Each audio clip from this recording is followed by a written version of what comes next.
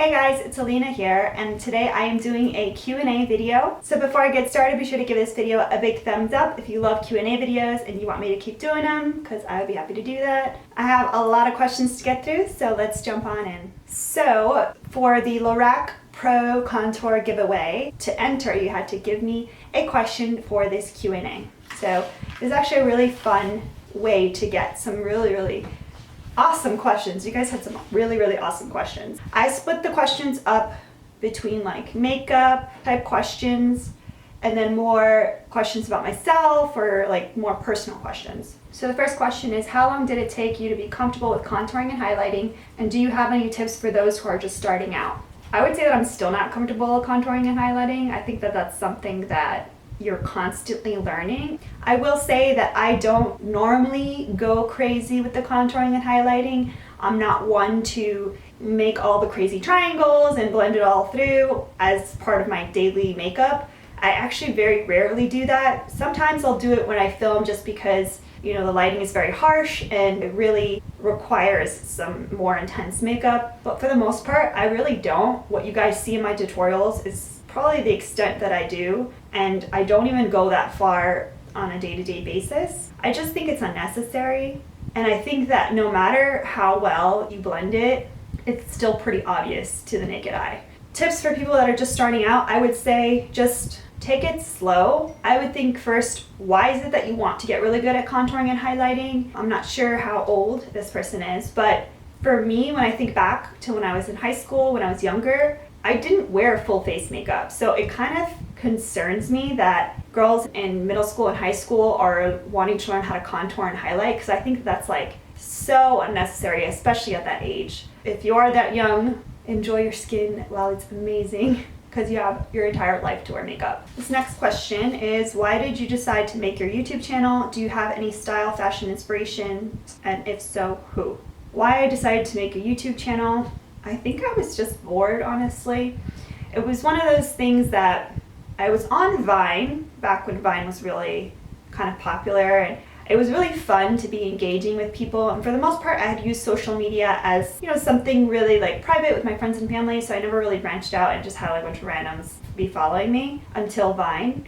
I remember watching some videos of some beauty gurus and just being like, gosh, you know, I really wish I could do something like this. And one day I was kind of like, why can't I, you know? Initially I thought it was going to be more nail tutorials, but what I quickly found out is that without the proper equipment, it is really hard to do nail tutorials. I still have trouble filming that kind of thing, and that's why I haven't done a lot in a while, because the angles are so tough to get, and you know, you gotta have the lighting just right, and sometimes when you're doing nail art, like you're really up in there, and then you realize, oh my gosh, my head was blocking the entire shot.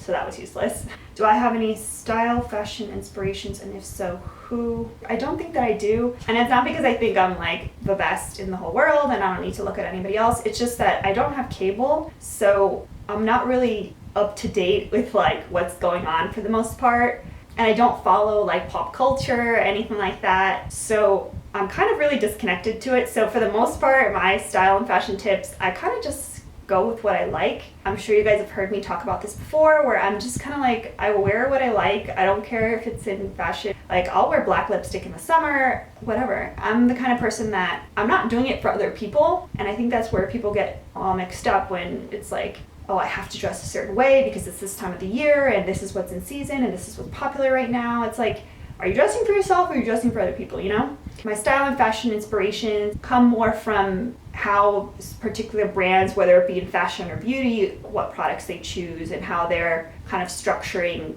their looks and stuff. This next question is, what is your favorite dark red lipstick that you love? My favorite dark red lipstick is from the Sephora brand, and I know that I've talked about this lipstick probably a million times, and it is the Sephora, you know, just regular like cream lipsticks that they have. I love a lot of those colors, but as far as a dark red color, this one is called Truth or Dare. Looks like that. I know it kind of looks like a plum, but especially when you photograph or, you know, in real life, it definitely looks amazing.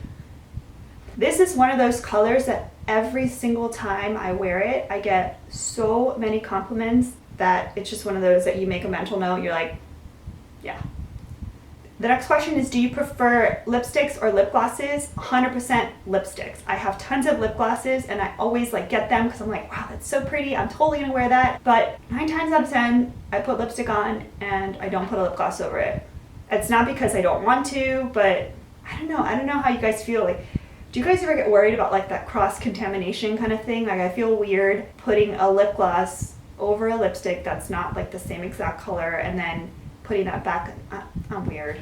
Lipstick for sure. I can't go without lipstick. I love it. So this next question was actually asked in a bunch of different ways. So I will just answer this one particular one and I'll expand because I know that a lot of other people asked specifics. So this question is, do you prefer a sponge or brush for foundation? And a lot of people also asked what like brush or sponge I use for foundation. So I 100% hands down prefer brushes over sponges. There's a lot of reasons for that. I like the way that the brush actually applies. I like that a brush isn't going to absorb as much product. I know that if you wet the sponge, it doesn't absorb product and it applies nicely, but it kind of freaks me out. I don't know about you guys, but like, it reminds me of washing dishes and just touching a wet sponge is just like that cold wet sponge and putting that on my face. I don't know. I know that's weird. I know that's very weird, but definitely brushes. These are my main face brushes. I prefer applying foundation with a flat, very, very dense kabuki brush. This one is my absolute favorite. I have 2 of them, and it's the Sigma Flat Kabuki. It's the F80. They're very expensive, so I only have 2 of them, which I alternate when they're dirty. But a nice option that is less expensive, and actually the first flat foundation brush that I ever got is actually from Sonia Kashuk. I got it at Target and it is number 4. I have 2 of these as well, and I believe it's about half the price of the Sigma one at least, so it's much more affordable if you're just starting out. So a lot of people also asked this question in a bunch of different ways. Who is one of your favorite YouTube beauty vloggers? I will say that my favorite, and this is one that was one of the first ones that I came across that I just immediately loved, is Nicole Guerrero. I find that she's funny, she loves animals, so I connect with her that way, but she also is a little more out there when it comes to her makeup. She does like some crazier looks. She's just fun to watch. I don't know, I just connect with her in so many ways, and I just think she's a trip, honestly. I feel like she'd be so fun to hang out with, so I love to watch her. This next question is, which naked palette, if any, is your favorite? Because they're asking which naked palette is my favorite, I will answer this question, but don't think that by me answering this question means that the naked palettes are like my top favorites of all my palettes. I've probably mentioned it before, how I feel like the naked palettes are just kind of like, like I feel like a lot of the colors look the same. The one that I reach for the most though is the Naked One palette. I can't throw the Naked Smoky palette in there yet because I've only had it for like a week, but the Naked One palette does have a lot of colors. A lot of them do look the same, but I feel like that one I can actually get some looks out of on its own, like more than just one look. So yeah, it would have to be the Naked One palette. I also like the packaging. I don't know, I'm weird. I like the original packaging. I don't like the plastic, like metal-y packaging. Okay, this is actually a funny one. Okay, so I've been seeing a new trend where people are putting red lipstick under their eyes than a regular concealer. What does that do? Okay, so I'm pretty sure they're referring to the whole clown contouring thing, which basically you put like red triangles under your face. It's supposed to color correct. I've never tried it myself. I don't know about putting red lipstick anywhere other than my lips. I feel like it would clog my pores. I don't know how that would blend very nicely. If you guys want me to try to do a clown contouring video, just give this video a thumbs up and comment below, and I will do my best to make a fool of myself, like a clown would. So this next question is, what tips would you give to someone wanting to start filming YouTube videos? So the first thing I would say is make sure you're doing it for the right reasons. Make sure it's something that you're passionate about. Like, choose a topic that you're passionate about, and I'll say this because they didn't specify beauty videos. Choose something you're passionate about, something that's not going to be a chore. I find that a lot of times if somebody doesn't do that, whether it be a job or a career path or a hobby or something, if they're not 100% passionate about it, it's going to feel like work to do, and 90% of us are not getting paid or not getting paid enough to do what we do, making videos. A lot of us have like full-time jobs and all that stuff, so this is like kind of like a volunteer job. So it's got to be something that you really, really like and you're passionate about. I would also say don't jump the gun and go out and buy all this crazy equipment. I have a friend that's just getting started in YouTube, and she asked me like, well, what should I get? Like, what are the top things I should get? And I gave her a very, very small list, like very basic. And I even said, you know, she could start filming with her iPhone. She's got an iPhone 6. So I gave her like the smallest little list. I think it was like under $100 of things that she could get to get started. And the reason why I say this is not because you don't want to have good quality videos out there, because yes, that is important, but you want to see if you're actually going to stick with it.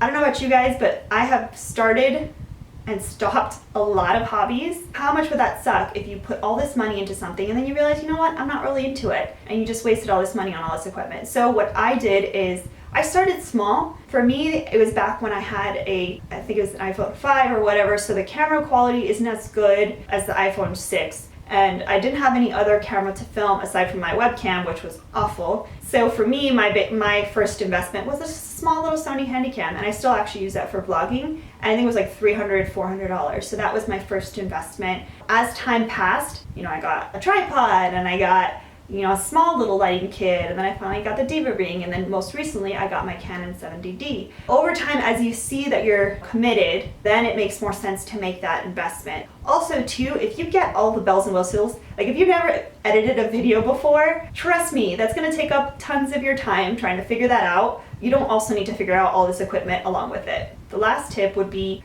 make sure you have a thick skin. I've been very fortunate that I haven't had too much hate on my YouTube channel or any of my social media networks, but I do see that a lot of the more popular beauty YouTubers have a lot of hateful comments on their videos. There's a lot of really mean people out there, and I don't know if I'm just lucky for the time being or if it'll eventually catch up to me or whatever, but just make sure you have a thick skin. Unfortunately, people feel more free on the internet. They feel like because they're not in your face, that they can say whatever they want and that you're not a real person. So just make sure that you're aware of that and that you're not going to take those kinds of comments to heart, and you just really have to focus on the fact that that person obviously has something going on in their life. Don't wish harm on them, but just know that person has something going on in their life. It's not about me, it's about them, and just move on from it. Don't try to like feed the troll. Don't ever feed the trolls. So this question was actually asked a bunch of different ways, and I think it's because it was on the Lorac Pro contour video. What is your all-time favorite contour palette? I think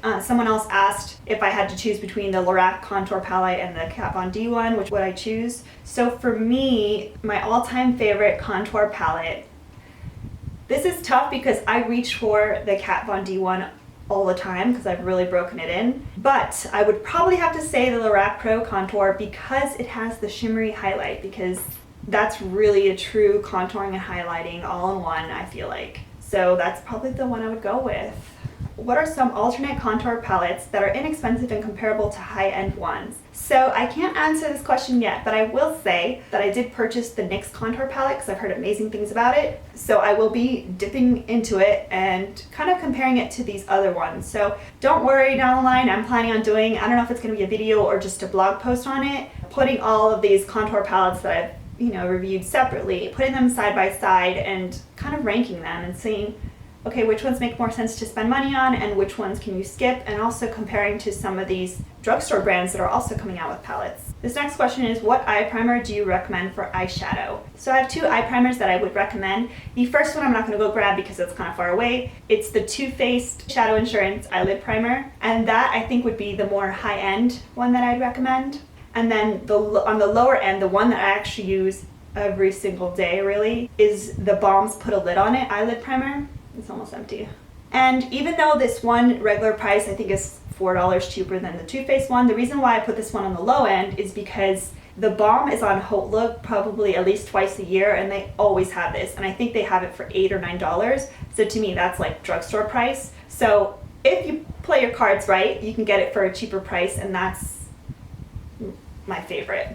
I love how it feels, it's great. What is your favorite Holy Grail foundation? I'm always switching between different brands. I have a lot of foundation, a lot. I think it's one of those things that I hoard. But day in and day out, the one foundation that no matter what is going on in life, it is always so good to me, is my Revlon Color Stay Whipped Foundation. If I had to go on a trip and I could only bring one foundation with me, that's the one I would bring. I wouldn't bring my Lorac one, I wouldn't bring a MAC one, I wouldn't bring any of these other ones. I would bring my Revlon Color Stay Whipped, because even though it does provide medium to full coverage, you can wear it in the day and it's like if nothing. I have it in the color medium beige, and I just love it so much because as someone that is neutral toned, it's so hard to find foundation that is truly neutral tone. It's usually a little yellow, a little pink. Revlon Color Stay Whipped in medium beige, it truly is a neutral tone. It's such a blank canvas for my face. It provides great coverage. It actually looks better as the day goes on.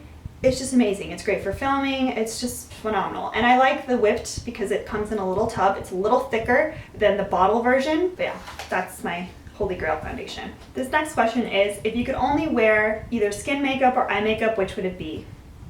I guess I would say eye makeup, but I feel like my skin has been acting up a little bit, so I kind of want to use face makeup. But on an average day, I guess eye makeup. So I have another question. Question is, who won the Lorac Pro Contour giveaway? Let's find out. I do want to say thank you guys for participating. You guys are really, really amazing, and some of you guys are really, really dedicated. So let's do somebody.